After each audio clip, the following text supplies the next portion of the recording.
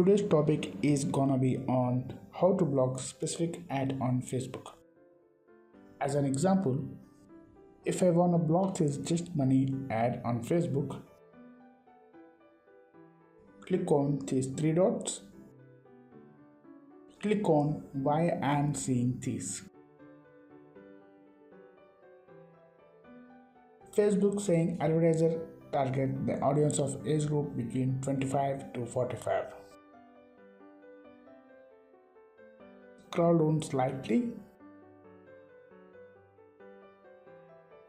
Just click on hide all ads from just money.